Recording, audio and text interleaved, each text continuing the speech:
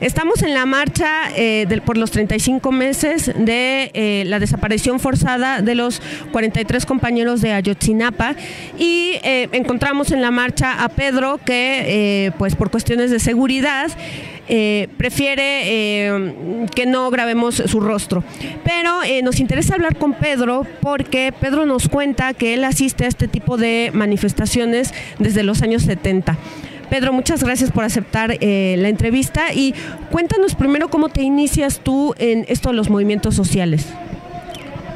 Bueno, yo empecé mis experiencias en el movimiento campesino en el estado de Oaxaca y en el marco de realicé gestiones en la ciudad, en los canales tradicionales del gobierno, la CNC, entre otros, y con el tiempo me vine a la ciudad con la finalidad de estudiar.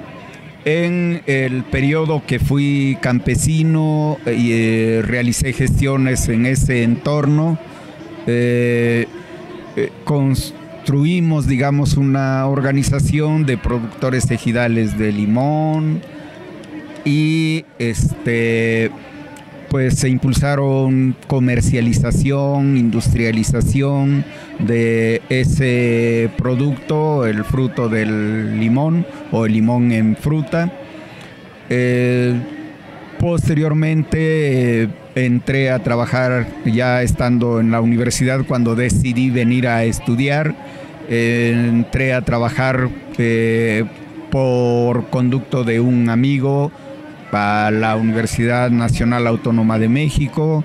Ahí obviamente pues ingresé al sindicato de trabajadores de la universidad, el administrativo inicialmente, después me tocó la huelga fundacional de lo que sería el sindicato de trabajadores administrativos y académicos llamado STUNAM.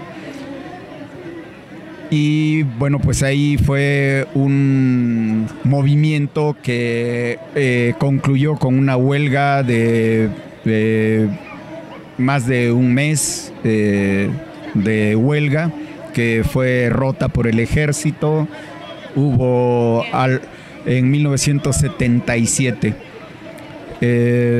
En esa represión encarcelaron a profesores y trabajadores administrativos, alrededor de 1000, y quebraron el movimiento de huelga, no inmediatamente, pero pues se tuvo que levantar porque tomaron todo el casco de Ciudad Universitaria y solamente quedaba la huelga en las dependencias periféricas. Entonces estas fueron pues experiencias de lucha que no empezaron en la huelga misma, sino desde antes, ¿no? La ampliación del sindicato de la parte administrativa a la afiliación de académicos y de todo eso, enfrentarse a la idea de los profesores de que ellos, no siendo albañiles, ¿para qué querrían ellos un sindicato, no? Tal que con el tiempo terminaron en una asociación, la mayoría de los profesores de la UNAM, en una asociación que les construyó la rectoría de la Universidad Nacional Autónoma de México.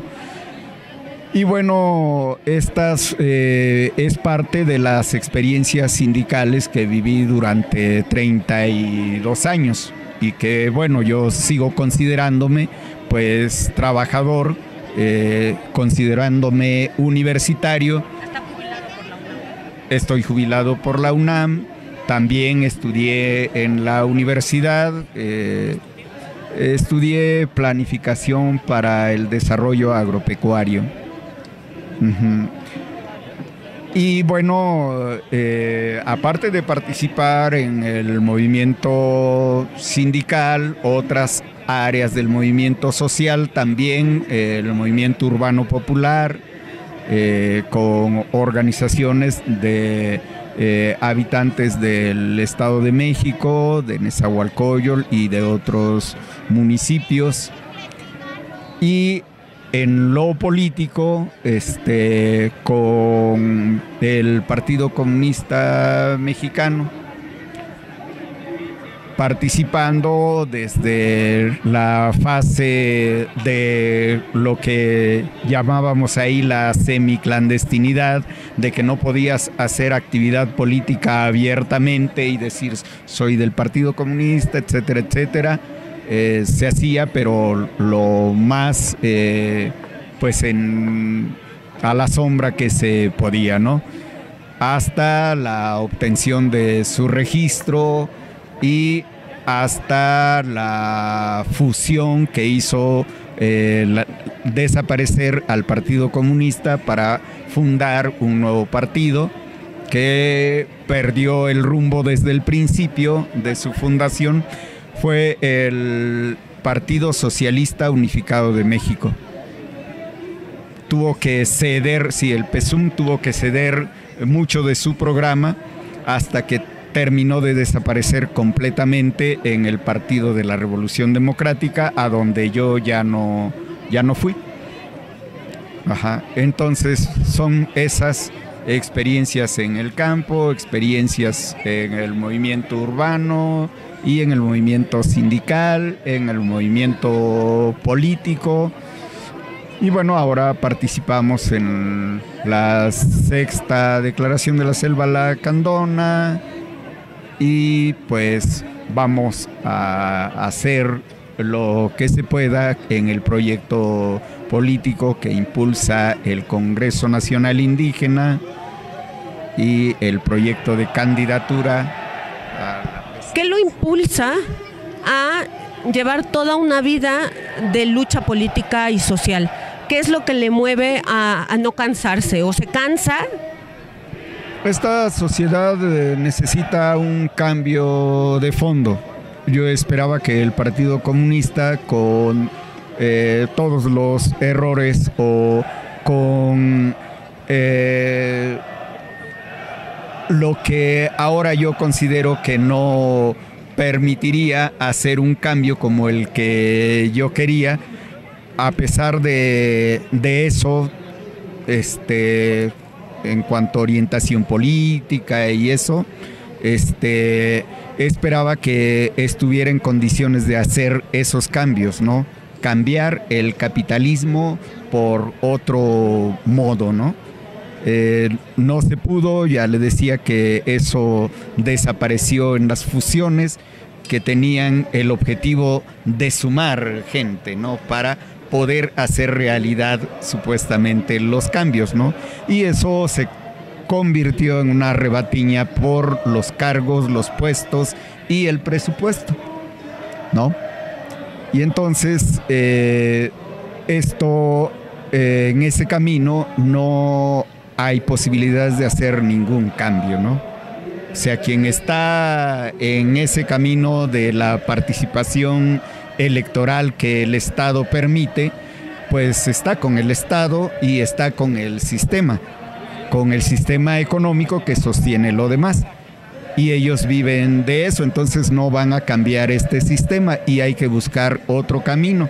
Y uno no se puede cansar, aunque físicamente se canse, tiene que volver al camino porque no hay condiciones para hacer un cambio en esta sociedad y hay que construir desde prácticamente cero, ¿no? Muchos que hemos tenido experiencias como esta, pues estamos de salida y hay que dejar a alguien en el camino que siga caminando en esa dirección, ¿no?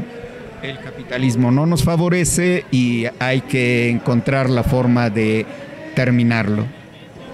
En este sentido, bueno, usted ha participado en muchos movimientos, marchas, mítines, etcétera. En la historia del México que le ha tocado vivir de los años 70 para acá, ¿cuál cree usted o cuál considera usted que ha sido el clímax del movimiento social, al menos que haya llegado hasta la Ciudad de México? Bueno, ha tenido varios. A mí me tocó ver un poco de lejos, un poco de cerca, un poco de oídas, el movimiento del 68. Yo llegué a la Ciudad de México a principios del 68 y me tocó ver parte de lo que este movimiento fue y